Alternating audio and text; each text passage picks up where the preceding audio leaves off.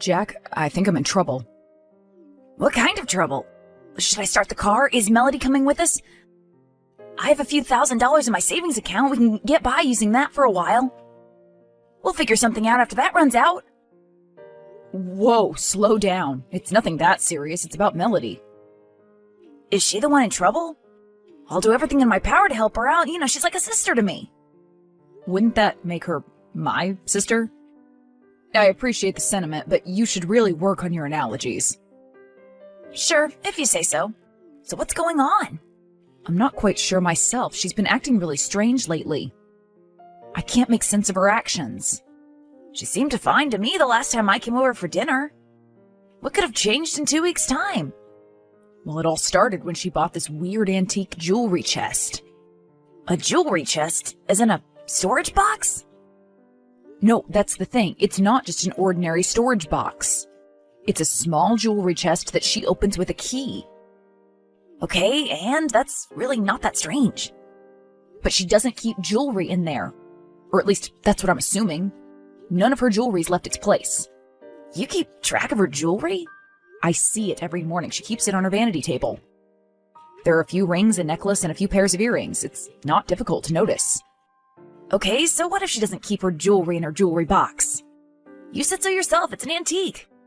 She probably doesn't want to damage it by using it too much. I would completely understand that, but I swear that's not the case. She asked me to never even attempt to open it when she's gone, not even to take a peek inside. I would also get that. She's the one who bought it. I respect her wishes. But, and this is the most bizarre part of this whole thing, every night when she thinks I've fallen asleep, she gets up, opens the chest, takes something out of it, and starts crying silently. All right, I agree. That is kind of strange. Have you asked her about it? I have, but every time I do that, she gets very defensive and says she doesn't remember doing that. At first, I thought she could have been sleepwalking, so I tried talking to her when she unlocked the chest, but she quickly locked the chest and went back to sleep. We've been living together for 3 years now, and she's never done anything like this before. What do you think she keeps hidden in there? Letters. I caught a glimpse of what she was holding, and I'm pretty sure it was a letter. I didn't want to jump to conclusions, but I'm starting to get worried. Do you seriously believe she'd ever cheat on you? Is that what you're insinuating? I don't think she'd cheat on you using love letters. I mean, come on, it's the 21st century, for God's sake. You just need to trust her more. I'm not saying that she's cheating on me. I'm just worried that she may be in trouble. I don't understand why she doesn't feel like confiding in me. Well, you already tried asking her directly. How about you just open that box? I can't do that. Why not? Well, she asked me specifically not to look. I promised her I wouldn't. I have to honor my word. In that case, should I be the one to open it? I can come over when she's at work. That way you won't break your word. I don't think that's any better. Maybe I should try talking to her again. What makes you think it'll work this time? I don't see another way. All right, suit yourself. Jack, I have no idea what I'm supposed to do. It's only been getting worse and worse. Is this about Melody's jewelry chest again? Yes.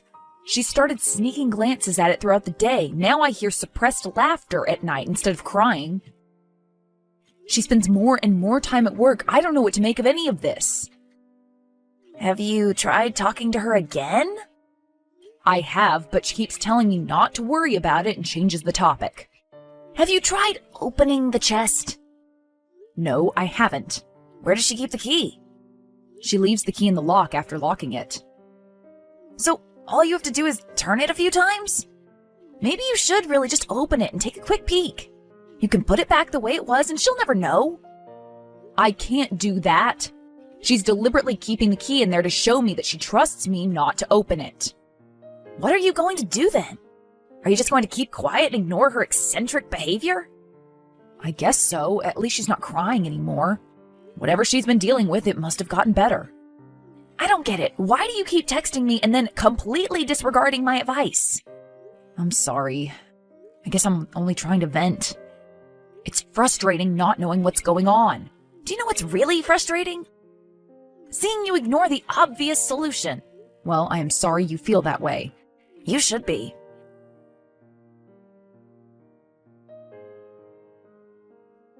Hey, Alan, are you still at work? Yes, why? I'm at your place. I didn't know you were planning on visiting us. I wanted to surprise you. Though I figured you'd be back by now. I finished work in a few hours. Have you already forgotten your brother's schedule? I know we haven't been seeing each other all that often ever since you moved out of state, but that's still a little disheartening. Well, I know something that's sure to lift your spirits. But first, tell me, how's Melody been doing? Has she gone back to acting like her usual self? No, unfortunately not. Well, then you're going to love this news. I opened the chest. What? But I asked you not to do that. Why did you go behind my back? I know you're angry. I get it, but hear me out. I found something really interesting inside the chest. I don't want to know. Not even if it meant you could save your girlfriend from a dangerous situation? What have you found? I couldn't see any love letters inside, that's for sure. Just a small piece of paper with a random address and a date scribbled hastily on it. And how does that mean Melody's in danger? Isn't it obvious? She's meeting up with someone at night in some remote place in the woods. If that doesn't scream danger to you, I don't know what will. Okay, well, you didn't specify the details. Should we just call 911? I know I was the one saying this was dangerous, but we shouldn't make rash decisions. For all we know, she could be meeting up with her friends or family members. But now that I know where she's going, I can't help but feel worried. What if she really is in danger? And I've been idling this whole time. I should have acted sooner. This note still doesn't prove anything. We should refrain from making a hasty judgment. We could be panicking for no reason. Why don't you ask her about this? I'm sure she'll explain everything. And what do I tell her? That my brother broke into our apartment and opened the chest without permission? She'd be furious. Well, you don't know that. Just try talking it out first. I guess you're right. I should at least give her a chance to explain herself. Exactly. You get it.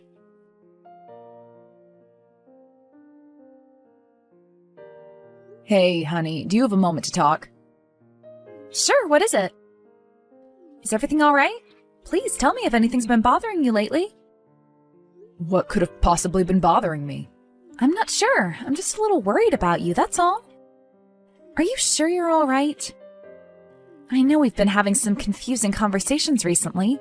Yes, I'm certain. What about you? Is everything all right with you? Yes, of course. I've been struggling with a project, but I asked a coworker for help, and now I feel like a huge weight's been lifted off my shoulders. I'm glad you have such helpful coworkers. So am I. He's really been a godsend. Oh, but the thing is, I'll probably have to work late today. You don't mind that, right? I don't. But we were planning on going out for dinner tonight, and you could always take care of extra work tomorrow. I need to do this tonight. I'm so sorry. I feel really awful about this. I'll make it up to you another time. I promise. So you'll be at the office all night? Well, not all night, but most of it, yes. All right. You can still come over during my lunch break if you'd like. I miss you very much. I'd love to do that. Great! I can't wait to see you. Me neither. Until then, take care of yourself, okay? Okay, I'll do that. I love you. Love you too. I think she's really going to meet up with someone. It might just be her coworker, though. Her coworker? Where'd you get that information? She told me herself he's helping her out with her project. At least he's not a complete stranger. I see, but what if that was a lie too? What if she made that story up? Do you think so? But why'd she do that? Do you think she might be in danger after all? There's only one way you can find out the truth. You need to drive there yourself and check. You can't seriously expect me to drive there all alone. How am I supposed to fight off potential threats? I don't see why you'd have issues doing that. I mean, Melody's doing it. I'd love to go there with you, but I can't get there in time. She clearly has an appointment. I don't. I could be jeopardizing both of our lives by showing up uninvited. Perhaps it's better if I ask her about it after she returns home. I can't believe what I'm hearing. It's not like I'm saying you should jump into action. It could just be a harmless meetup. You can park nearby and see if there's something suspicious going on. If you find the situation dangerous, you can dial 911 and let them handle it. I suppose I could do that. Of course you could. Do it for Melody's sake. All right, I'll do it. But I'm going to be on the phone with you the whole time, just in case. Oh, no, sorry, I can't do that. You know Claire's a light sleeper. It'd be insensitive of me to talk on the phone right next to her, and I can't really leave the apartment at night. Okay, then how about I text you throughout the night? Would that work for you? Sure, texting's fine. I'll get going then. All right. Be careful. Sure. I'm at the address. I can see her car parked outside. She must have gotten here early. What's the place like? I can't really make it out in the dark. I think it's just a small cottage. I don't see Melody anywhere. She might be inside the cottage. Are the lights on inside? No, it's pitch black. Her car is the only one parked outside. Maybe she came here alone to relax and unwind. Well, you're only looking at the entrance. There could be another one parked at the back. Should I circle it, or would that make my presence too obvious? It'd be too obvious. Do you hear any noise at all coming from the cottage? No, nothing. Then again, I am pretty far away and I am in the car, so... Maybe you should try calling Melody again. You could hear the sound of her ringtone. I really don't like this. I feel like a stalker. I should have just asked her up front. She could have easily lied to you. This way, at least you'll know she lied about staying at the office. I see your point, but even if I did call her, I doubt I'd hear her ringtone. And the cottage is pretty far away, and she usually keeps her phone on silent anyway. On silent? Really? Okay, now that's weird. Jack, please, this is a serious matter. I'm going to text her and see where she is. All right, do that. Let me know what she says, okay? I want to make sure everything's all right. Sure.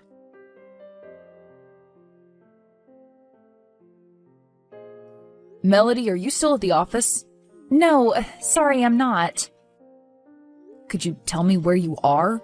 I think you already know the answer to that question. I can see your car. All right, then let me ask you this. Why would you drive all the way here at night? I wanted to visit this cottage. Melody... Jack opened the chest. He saw the note with the address.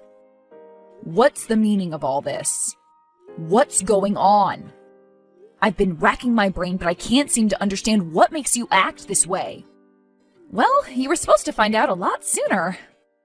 But for some reason, it's been almost a month already. I don't understand what you mean. You really have the patience of a saint, Alan. You were supposed to open that chest in a day or two, max. But you kept stubbornly refusing. You asked me not to open it. I know. I was trying to surprise you. I did everything I could to tempt you to open it, but you never gave in. That's why we had to take drastic measures. We? Jack and I. He's the co-worker who's been helping me out with the project I've been struggling with. He had to take matters into his hands and unlock the chest himself. So this whole time he's been in on this? Yes, I'm sorry. Maybe I should have told you the truth sooner, but then it'd feel like all this was for nothing. I still don't understand why you did this. Were you just trying to play a joke on me? Did it get out of hand?